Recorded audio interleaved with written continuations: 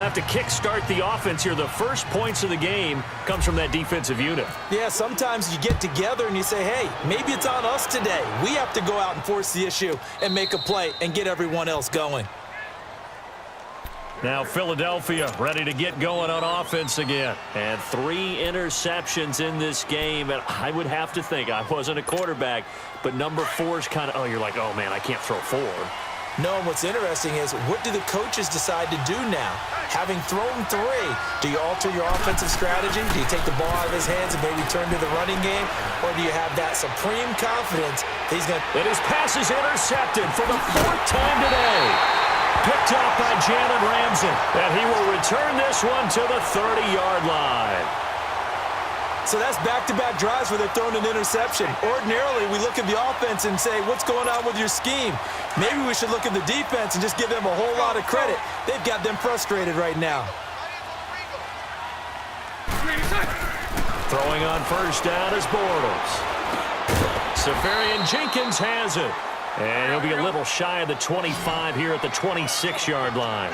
That throw good for 4. It's second down.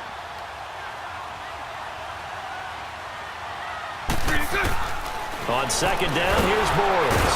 And he is going to be hit and taken down. Bortles sacked. Jordan Hicks in there to get him. His 2nd sack now of the afternoon. Following the sack, 3rd and long for Bortles and the Jags. Now Bortles. Now they go screen. It's complete. And he will get this into the end zone for a Jaguar touchdown. T.J. Yeldon, 34 yards. And the forced turnover on defense leads to 6 points. There are several elements to a well-executed screen pass. This one resulted in a touchdown. It had all of those elements. Hey, you're so right, because you really need the rush to almost get to the quarterback, almost get to the passer. Then you've got to get the ball thrown perfectly, whether it's to the running back, the wide receiver, whoever the screen guy is. And, of course, the blocking has to form in front to get him downfield for the touchdown. Philadelphia getting set to take the field. And last time wasn't pretty. 1 play and an interception. We'll see if they can do better. I want to see if they want to go ahead and throw the ball again now on this drive after what happened on the last one. Throw it on the first play. Give the quarterback some confidence. See what happens. They go back to the air here after the INT on the last drive. Hurts has it left side. And he's able to get this one up to the 45-yard line. That one goes for 24 yards. Wentz now 6 of 17 throwing the ball, only 35%, but he does have a 1st and 10. Now Wentz, he's going to air one out. And my goodness, another interception. Picked off at the 20, and a big turnover there as his guys will get the football back. The interception woes, they just continue to mount. He's thrown 5 picks. At this point, you got to be thinking, is it something between the ears? I think a confidence hit does occur once you start getting those numbers up there a little bit. But as you and I both know, it's not always just one guy's fault. Maybe somebody ran a wrong pattern. Maybe some balls were tipped. It could be so many different things.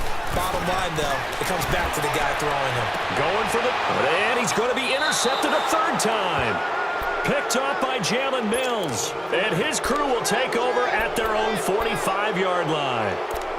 This defense figured out something in the locker room. That's 2 third-quarter picks now. And you just wonder, did he get too comfortable in the locker room himself? His team has the lead. Take care of the football. He's putting them in jeopardy right now. Good starting field position for them here as they come up 1st and 10. Trying to shake off the interception from the last drive. He'll look to throw. And his guys will take over at the 25-yard line. Well, as we look back to the final week of the preseason and the roster cuts, that final day of roster cuts, a lot of noise was made. The biggest noise, though, Khalil Mack moving to the Windy City. That's one that, let's look at it from Chicago's perspective. A young team growing, building on both offense and defense, and it's a city that loves. Pressure comes, and down he goes. The Eagles get there for the sack. Fletcher Cox forcing his way through there to drop him for a loss of a good 10 yards. So now 20 yards to go on second down after the sack. Work to be done. Fournette on the counter. And he is going to be stopped cold behind the line of scrimmage.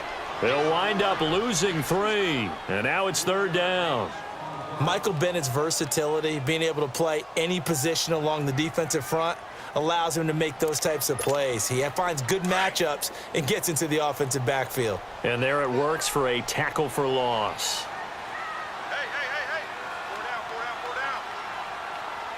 Hey. On third and long, it's Bortles. And he's going to be taken down, sacked back at the 2. Nigel Bradham in there to get him for a loss of 9, and that'll lead to fourth down. And he'll try and hurry the kick, gets it away, but it's not looking that great. Here's the Philadelphia offensive unit now as they head out to take over possession. And last time, one play interception. So this offense, they should be fresh. That's a good way of putting it. And I can't wait to see what they decide to do with play calling, because a one-play drive where you throw an interception, a lot of people think the very next time out, run the football, don't give them a chance. Maybe play action? I think maybe you go play action, show your quarterback, get a little confidence in him, and let him fling another one. So now 2nd and 10 after the incompletion on first down. To throw is Wentz. And now here is another interception. Picked up by the linebacker, Miles Jack. Well, with that incompletion, gives us a chance to get Charles Super Bowl picks. We've done this the last couple of years going into week 1. Who do you have this season? That wouldn't surprise anyone at all for Philadelphia and New England to do it again, this time in Atlanta. But I think it's going to be a couple of different teams out of both divisions. All right, both conferences, I should say. I think coming out of the NFC, I really like Atlanta. Wow. I think they're going to get back to the Super Bowl again. Out of the AFC, I think it's going to be Pittsburgh. And ultimately, I'm taking Atlanta to hoist the trophy. And you know where the Super Bowl is this year. It is in Atlanta. The first time ever we're going to have a home team win in their home stadium. You heard it here first. And he's going to be brought down. Back at his own 6-yard line. And that was just absolute perfect man coverage. Nowhere for them to go with the football. Led to a sack. And that's really difficult to do in today's NFL with all these gazelles running around that you're trying to cover in the secondary. Now following the sack, they'll look to make amends on a 2nd down and 17. To throw is Bortles. And this one taken in on the right sideline, but not in the field of play. They say it's incomplete. The throw led him a little too far. It brings up 3rd down. The Jaguars on 3rd down. 3 for 7 so far in this game. This is 3rd and 17. Throwing is Bortles. He'll set up the screen to Fournette. And some space here. And he'll go down, and that will do it for the 3rd quarter of action. Back now in Jacksonville, as it looks like we are just about set and ready to begin with the 4th.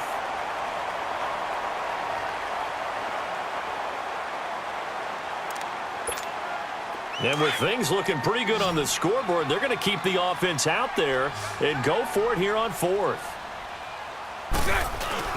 The Jags do snap it. It's Bortles. And they will not be able to hook up there. It's incomplete. The Jags come up empty on 4th down. And now possession will go over inside the 15-yard line. Finally, a first red zone opportunity for these guys. They have a 1st and 10 at the 13-yard line. Now it's Ajayi. So a good spin move there before he's taken down. A nice little gain. A nice run there, 9 yards, and it'll be 2nd down.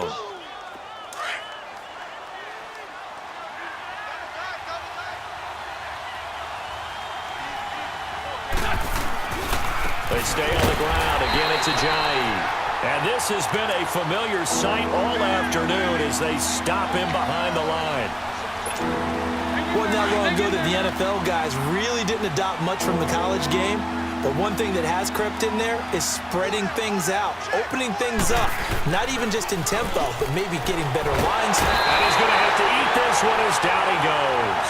The former All-Pro Marcel Darius able to drop it for a loss of 12, and it'll be 4th down. All right, they're going to try and keep hope alive here on 4th down. They're going for it. Now Wentz, gotta have this one. And my goodness, another interception. Picked off by the linebacker, Miles Jack. And the return just out across the 15 to the 16-yard line. With that interception, he just set a record that nobody ever wants to set, and that's the most picks ever in an NFL game. 8. The last time we saw 7, 2001, right? Yeah. Ty Detmer. He's with the Lions at that time. To get to 8, are we sure he knows what color jerseys his team's wearing in this one? I don't know. It has not been good. And they'll bring him down here up at about the 22-yard line. A gain of 6 there on 1st. When you see zone defense and you know you've got a drag route on as your primary call, you've got to be really careful as a passer about how far you let your guy go because he might wander into some tough coverage. A fake to Fournette. Now it's Bortles to throw. Looking long for Westbrook. And the hit jarred it loose. It's incomplete. Despite the lead here in the 4th, they're still taking shots. Not content to sit on this lead at all. And to me, it raises the question of what's right in this game nowadays. Do you sit on the ball and run it because you have enough of a lead? Or do you try and extend it because you always feel like the other team can come back? Extend it. Have some fun. A loss of a yard, and it brings up 4th. Well, he had 2 sacks earlier. Now he has 4 total tackles for a loss after that play. Well, they obviously have to do a better job trying to block him. But short of that, you know what the quarterback has to do? Make sure he doesn't hand it to him when he's back there thinking he's one of his own guys.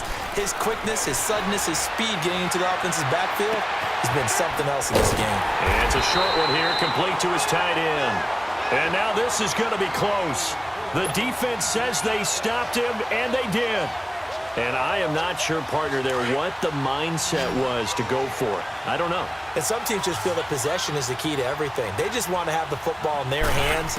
No matter how it goes to the other team, they just don't trust doing that. So they say, listen, go for it and try and finish it ourselves. Now here's a pass on 1st down that's knocked away and incomplete. Brandon, at least there's one bright side to that incompletion. What's that? It wasn't an interception. Wow. you're a nice guy. That was kind of savage. But correct. No pick, just incomplete that time. Call it no gain on the run there, and now they'll be looking at a 3rd down. He has just been completely taken out of this game. We're in the 4th quarter. He's single digits in the rushing department. And I know we look at him because the numbers do go to his production. But how about the guys blocking for him? They don't just have his number as a ball carrier. They've got the number of the offensive line and the other guys because they're getting to him before he can get started. Meanwhile, on 3rd down, they take a shot at the end zone, but it's incomplete. And they're indeed going to go for it here on 4th down. So trailing here in the last quarter, let's see how this plays out. Wentz now to throw.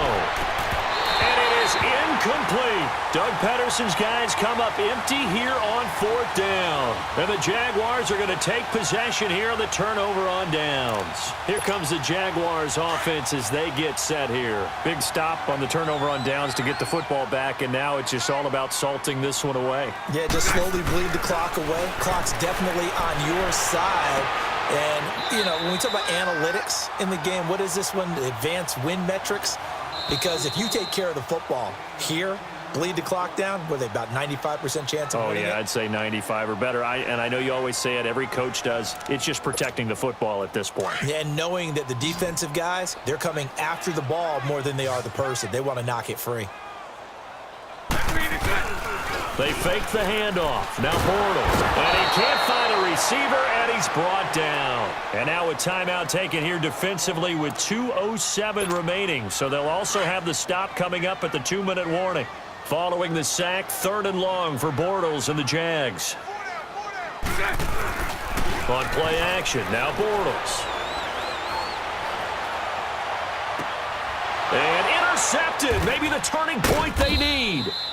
Picked Picked off by Jalen Mills. And they'll set up shop in enemy territory at the 45-yard line. Time for a break.